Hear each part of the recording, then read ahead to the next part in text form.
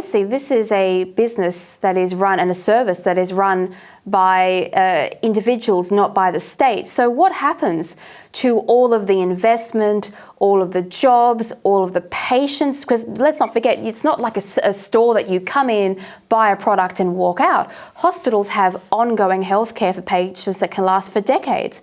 So what on earth is going to happen to everyone that's currently involved in this hospital? Because they can't just materialise into a new hospital that doesn't exist, and they certainly can't be pushed on to the very small amount of medical facilities in the ACT as it is.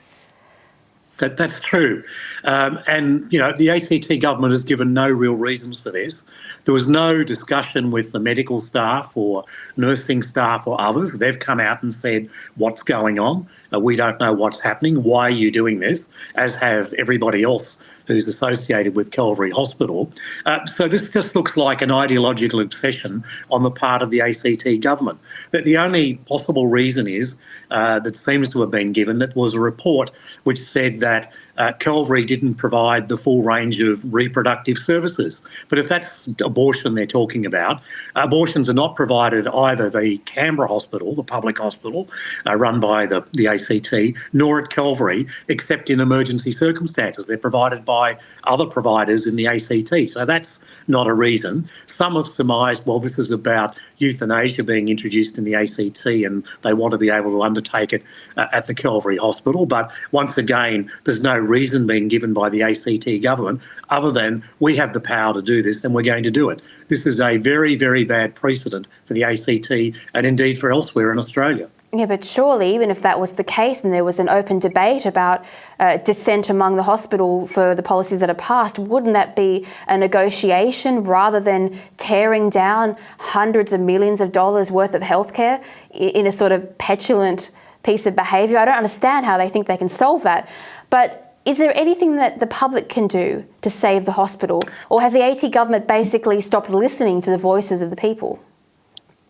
Well, the ACT government don't seem to be listening to the voices of the people, but that shouldn't stop people from raising their voices about this issue. It's a matter of principle, I believe, and people should contact their local members in the ACT, particularly the Labor and Greens members who are behind this, but all members of Parliament in the ACT, and simply say that this is unacceptable from any sort of principled position. I think the more people raise their voices, then the better the chance is that the ACT might actually pause and have some proper discussions about what they're proposing to do. Oh, it just seems astonishing to me that a government that pretends to care so much about healthcare to the point that they believe it's a human right is standing around tearing down hospitals. Look, I would like to finish with a quote from your article. You write, Kevin, that it has been the practice of authoritarians down the ages to appropriate the property and assets of individuals and institutions they have sought to silence and subjugate. Kevin, in your opinion, if Calvary Hospital painted itself in rainbow colours and embossed the front doors with a raised Marxist fist, would we be sitting here having this discussion? That's a very good question, Alexandra. It's a question that we get no answers to regardless of this, but given that there's no real reason given, and any reason that has been given is so flimsy as to be unbelievable, then one can only conclude that this is an ideological obsession that's led to this authoritarian behaviour on the part of the Barr government in the ACT. Kevin, thank you so much for joining us and for sharing this story, and we can only hope that the ACT government comes to their senses. Thank you. To read this and more, why not subscribe to The Spectator? Head over to spectator.com.au and click the subscribe button.